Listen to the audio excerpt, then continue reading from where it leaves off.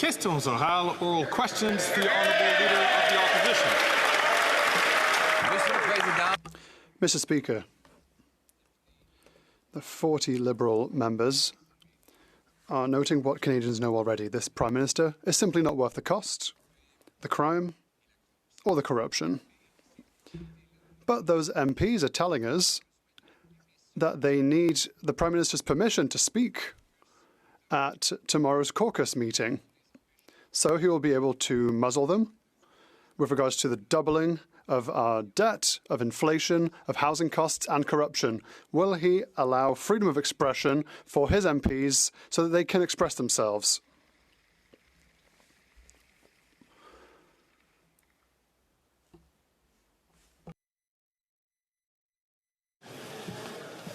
So the chair could not detect that this question has to do with the administration of government. Prime Minister?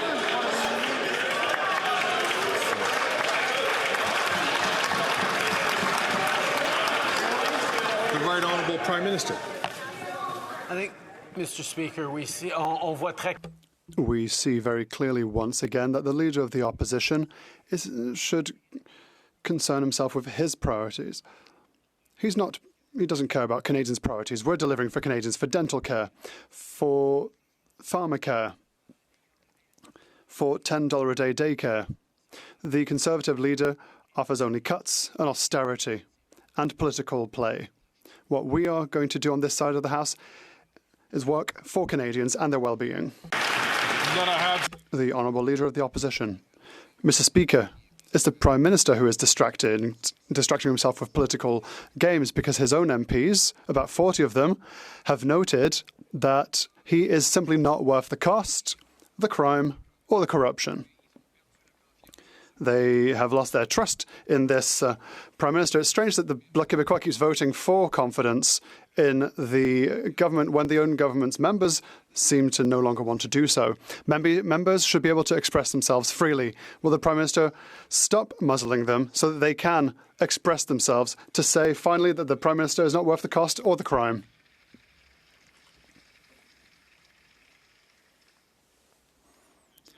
The Right Honourable Prime Minister. Once again, Mr. Speaker, we see the point up to which the Leader of the Opposition is only working for his own partisan politics. He's not working for the well-being of Canadians. We are here to invest in pharmacare, for example, that will deliver insulin for free to those who need it, that will deliver contraception for women from coast to coast to coast. And the Conservative leader just wants to talk about politics. He wants to talk about the cuts that he will make in programs that Canadians need. We will be here for Canadians. The Honourable Leader of the Opposition. Mr. Speaker, we now learn there are about 40 Liberal MPs that believe that this NDP Liberal Prime Minister is not worth the cost, crime, and corruption. But there's this strange rule in the Liberal caucus that you need to have permission from the Prime Minister to speak at the microphone. So a Liberal MP wanted to get up and say quadrupling the carbon tax is a bad idea or doubling housing costs is making people homeless. They can't do it. Will the Prime Minister lift the gag so his Liberal MPs can say to his face that he's not worth the crime, the cost, and the corruption?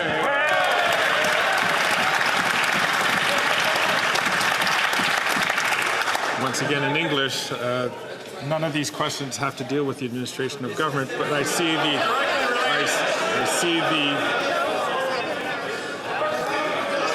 order.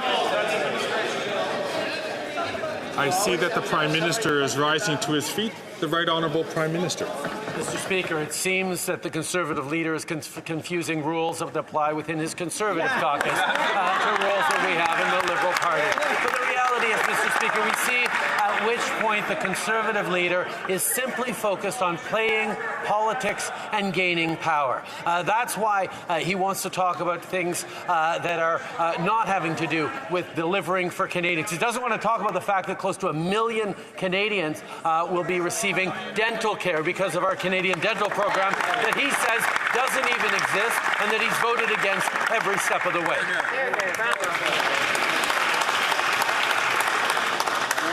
I ask the honourable member from Battle River Crowfoot to please not take the microphone when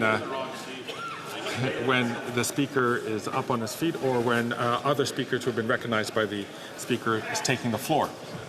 The Honourable Leader of the Opposition. Mr. Speaker, I'm sorry to have to bring up this terrible rule. It's just that Liberal backbench MPs are coming and talking to all of us to say that they're not allowed to speak to him. And they're wondering if I could perhaps pose some questions on their behalf.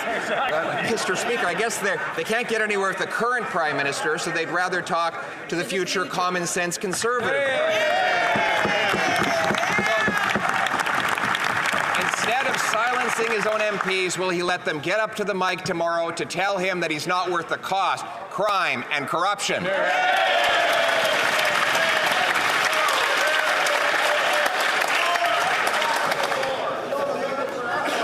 The Honourable Leader of the Opposition.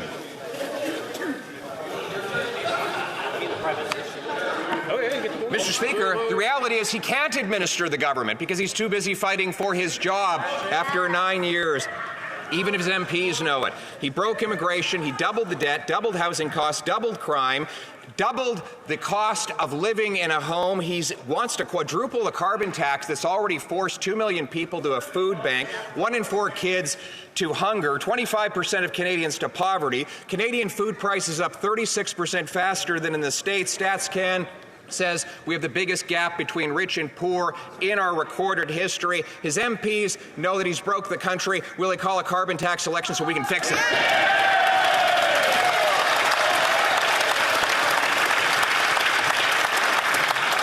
The Right Honourable Prime Minister. Mr. Speaker, the Leader of the Opposition, like all of us in this House, know that Canadians are facing challenging times.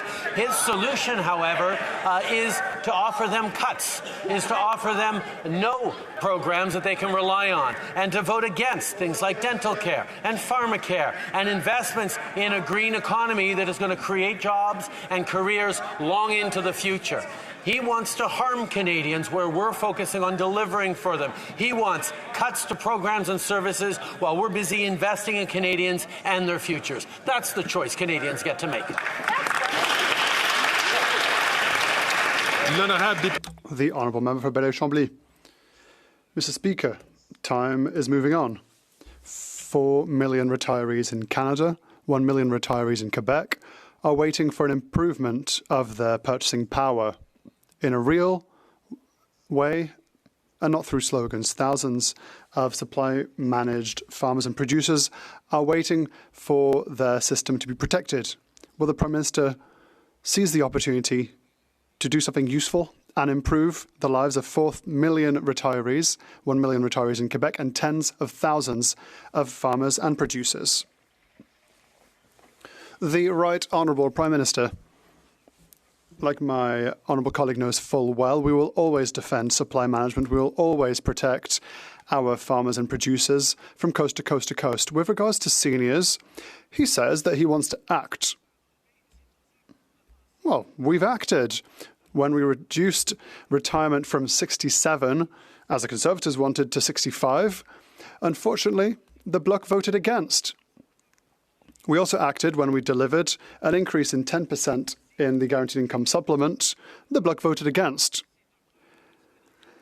There's a dental care programme that delivered for close to 1 million Canadians. They voted against. The Honourable Member for Bellevue-Chambly.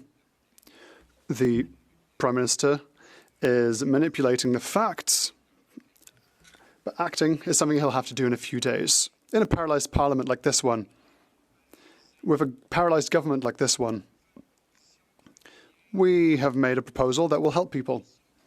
A proposal that could stabilise Parliament for another few weeks. He'd need it. Will he allow his party to be eaten from within and without, or will he change things for the better for millions of people? The Right Honourable Prime Minister. I've said many times, Mr. Speaker, I completely agree with the desire to be here for seniors who need our help, and that is the reason for which our government has enacted a number of measures in the past years to invest in seniors, to be here for our seniors. And we are open to working with people in this House in order to deliver even more for seniors. The Honourable Member for Rosemont-la-Petite-Patrie. Mr. Speaker, poverty and insecurity are affecting more and more people. According to one study, every month 40% of Quebecers are a mere $200 away from bankruptcy. $200, Mr. Speaker. The situation is so serious that the expression tightening our belts is becoming too real. 20% of people are eating less just to save a bit of money. It makes no sense. It's a result of the Liberals' weakness in forcing CEOs of big grocery stores to do the right thing. When will the Liberals stand up, grow a spine, and force these companies to control the prices of essential foods? The Right Honourable Prime Minister. Mr. Speaker, the NDP knows full well that we have enacted measures to improve competitivity between groceries. We have delivered direct aid to families who needed it, and we're also delivering a program for food in schools that is saving hundreds for families from coast to coast to coast. We will continue to be here to support Canadians. We'll continue to be here to invest in programs that will help Canadians, whilst the Conservatives are just threatening austerity and cuts. The Honourable Member from Nunavut. Last week, First Nations leaders respected the First Nations caring society by voting to guarantee all First Nations children will be protected from Canada's discrimination in child and family services. The Liberals had offered a weak funding plan with an expiry date. This discrimination must stop now and forever. Will the Prime Minister finally respect the Human Rights Tribunal, stop discriminating against First Nations children, and offer First Nations an agreement that upholds their rights? The Right Honourable Prime Minister. Mr. Speaker, reconciliation means walking as true partners to Indigenous peoples, and we, of course, will continue to be there to invest in supports for Indigenous peoples. It means we will continue to work with them in the ways that make sense. I will highlight that the Chiefs of Ontario and the Anishinaabe Aski Nation are continuing to look for ways to move forward with the government to support kids who've been affected in care. We will continue to be there to work in partnership with Indigenous leadership and communities to deliver the supports so deeply needed by so many young people. That's great. Great.